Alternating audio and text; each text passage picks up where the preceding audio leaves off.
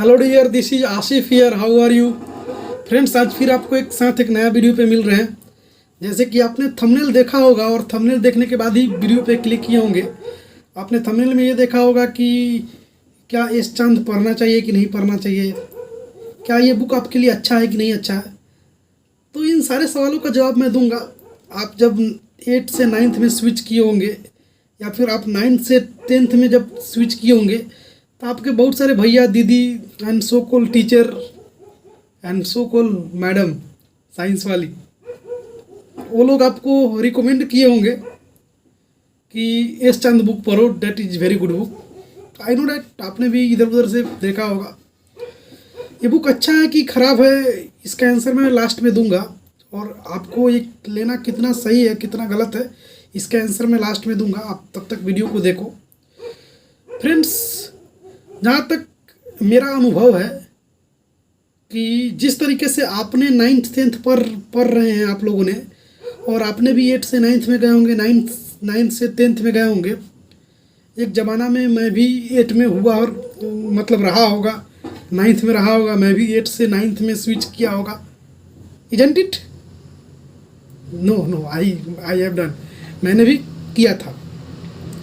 तो जहाँ तक मेरा एक्सपीरियंस है फ्रेंड्स कि जब तक हम लोग 8th क्लास में होते हैं, बहुत सारे बच्चों के बारे में बता रहा हूँ कि अभी तो बहुत सारा चीज़ें डिजिटल हो चुकी है और हम लोग के समय में उतनी चीज़ें डिजिटल नहीं थी। और फ्रेंड्स, मैं आपको ये बातें बता रहा हूँ कि 8th क्लास तक बच्चों को बेसिक बहुत कम मालूम होते हैं। बहुत सारे बच्चे 8th क्लास तक चले जाते हैं मगर उनको ये नहीं मालूम होता है दोस्तों कि साइंस में 3 चीज़ आते हैं: physics, chemistry, biology. Science is consisted of 3 subject which is known as physics, chemistry, biology. And आपको एक बात सुनकर हंसी आएगी और मुझे भी आती है कि जब मैं 8th क्लास में था तो सच में मुझे नहीं पता था कि साइंस के 3 पार्ट्स होते हैं, जिसमें एक फिजिक्स होती है, एक केमिस्ट्री होती है, एक बायोलॉजी होती है। और मैं 9th में आया तो आपको एक ये भी बात जानकर हैरानी होगी कि मैं 9th आधा पढ़ने के बाद मुझे पता चला कि साइंस के अंदर फिजिक्स होती है, केमिस्ट्री होती है, बायोलॉजी होती है। 9th हाफ के बाद। उस समय एक एनसीईआरटी बुक थी, अभी भी एनसीईआरटी बुक एक ही आती है, उसी में तीनों के तीनों आते हैं। एक्चुअल में हम जिस स्कूल में पढ़ते थे उस स्कूल के बारे में क्या ही बताएं। साइंस में तो चौपट थे ही उस समय तक। भले आज हम साइंस का टीचर बन गए हैं, फिजिक्स आप लोग को पढ़ाते हैं, लेकिन उस समय चौपट थे 9th में। तो बच्चों का बेसिक बहुत कमज़ोर होता है। हमारी ये सब बातें बताने का मकसद यही था कि बच्चा जब 8th क्लास तक रहता है, खास करके इंग्लिश मीडियम बच्चों की मैं बात कर रहा हूँ, उसका साइंस का बेसिक बहुत ज़्यादा मजबूत नहीं होता है। बहुत कम ही बच्चों का मजबूत होता है। मैंने देखा है, I have taught so many student. मैं बहुत पहले से मैं बहुत सारे बच्चों को पढ़ाया और मैंने बहुत सारे बच्चों का बहुत सारे बच्चों में मैंने ये चीज़ देखा कि बहुत सारे बच्चों का जो 8 से 9th में स्विच करते हैं उनका बेसिक बहुत ज़्यादा कमज़ोर होता है। बहुत ज़्यादा, इतना वीक होता है कि मत पूछिए, जैसे मेरा था। तो फ्रेंड्स, हम लोग बात कर रहे थे कि एस चांद बुक गुड है कि नहीं है। तो जो बच्चे ऐसे हैं जिनका बेसिक बहुत ज़्यादा वीक है, बहुत ज़्यादा वीक है, जिनको लगता है कि अरे साइंस माई बाप है, इसको कैसे पढ़ेंगे, तो एस चांद को छोड़कर उनको कोई बुक पढ़ना ही नहीं चाहिए। सच बोल रहा हूँ। This is really very very good book. S चांद का जो राइटर है, फिजिक्स, केमिस्ट्री के, बायोलॉजी के, मतलब काफ़ी अच्छी तरीके से बुक को लिखा है और काफ़ी ऑर्गेनाइज तरीके से लिखे हैं और दैट्स वेरी गुड। जैसे कि मेरे पास एक 9th का कॉपी है फिजिक्स का, देखिए आपके कैमरा में तो पता नहीं उल्टा दिख रहा होगा। और ये किताब इतनी अच्छी है कि अगर आप 8 से 9th में जाइएगा तो आपको इसमें, जैसे आप 8 में तो मोशन नहीं पढ़े होंगे, 7th में मोशन पढ़े होंगे, तो 7th में मोशन के बारे में थोड़ा सा आपको डिफिनेशन मालूम होगा कि मोशन मतलब क्या। कि जब कोनो चीज़ एक जगह से चलता है दूसरे जगह पे और कुछ टाइम लगता है तो उसको मोशन बोलते हैं। सर, आपको इंग्लिश ना आता है क्या? आता है, इंग्लिश आता है। When an object travels some distance within a time, यानी जब कोई ऑब्जेक्ट कोई डिस्टेंस को ट्रेवल करता है कुछ टाइम में तो उसी को मोशन बोलते हैं। यानी जब कोई ऑब्जेक्ट का मोशन टाइम के रिस्पेक्ट में होता है नहीं तो उसको हम क्या बोलते हैं? मोशन बोलते हैं। 7th क्लास में आप ये छोटा सा डिफिनेशन पढ़े होंगे। 8th क्लास में तो मोशन के बारे में उतना नहीं पढ़ना था। जैसे कि मैं बता दूं कि 8 और 10 और 7 और 9 का टॉपिक मैच करता है, उसी तरीके से 8 10 10 12 9 11 का मैच करता है।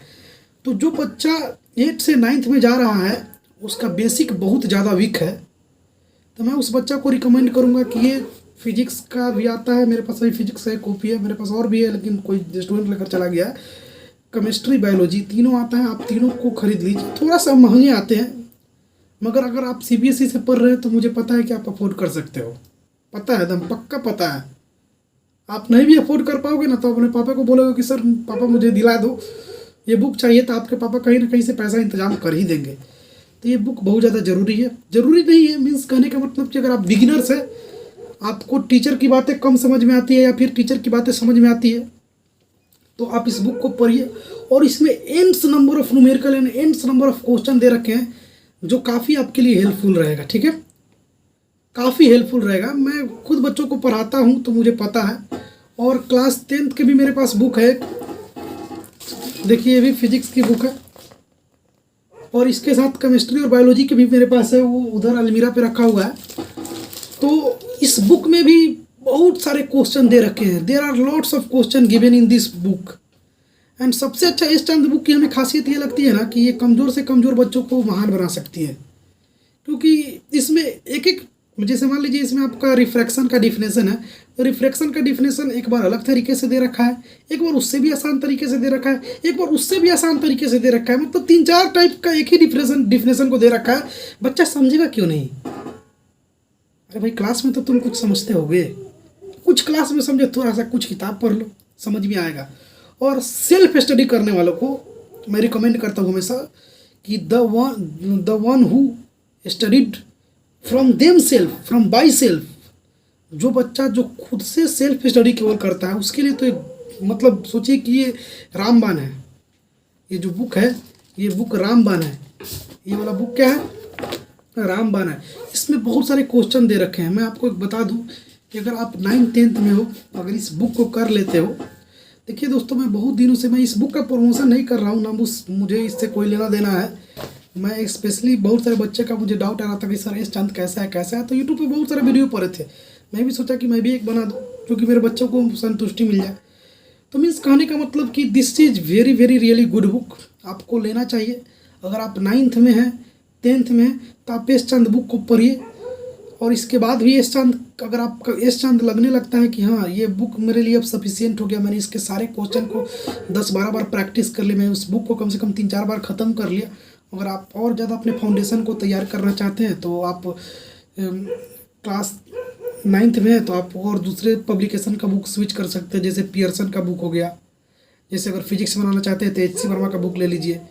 केमिस्ट्री के लिए आपका भारती भवन पब्लिकेशन का बुक आता है, उसका ले लीजिए, या फिर पियर्सन का बुक ले लीजिए, साइंस का, उसमें तीनों आता है। फिर टुगेदर विथ का बुक ले लीजिए, that's all are very nice book. अगर आप एस चांद को आपका पूरी अच्छे तरीके से कंप्लीट हो गया है 10th क्लास में, अगर आप फिजिक्स करना चाहते हैं तो HC वर्मा ले लीजिए या फिर स्टालिन मल्होत्रा ले लीजिए। इस तरीके से बहुत सारे मार्केट में बुक है।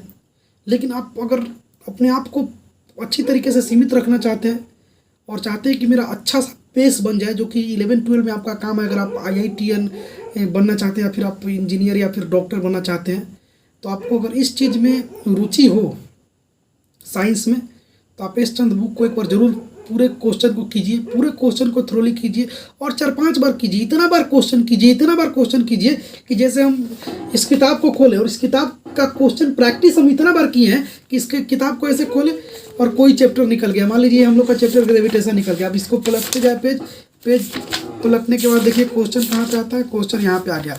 इन बहुत सारा क्वेश्चन दे रखा है, देखिए आपको दिखाई नहीं दे रहा होगा लाइट के कारण। तो इन क्वेश्चन में से कोई एक क्वेश्चन पे हाथ रखिए और बनाना स्टार्ट कर दीजिए। इस तरीके से अगर आपसे क्वेश्चन बनना स्टार्ट हो गया तो सोचिए कि आप पढ़े, नहीं तो किताब आप नहीं पढ़े। कोई भी एट रैंडम चैप्टर निकालिए, उसके कोई एक क्वेश्चन को उठाइए, कॉपी पे करना स्टार्ट कीजिए। अगर वो क्वेश्चन एट रैंडम बन गया तो सोचिए कि आपने इस किताब को अच्छी तरीके से ख़त्म किया है।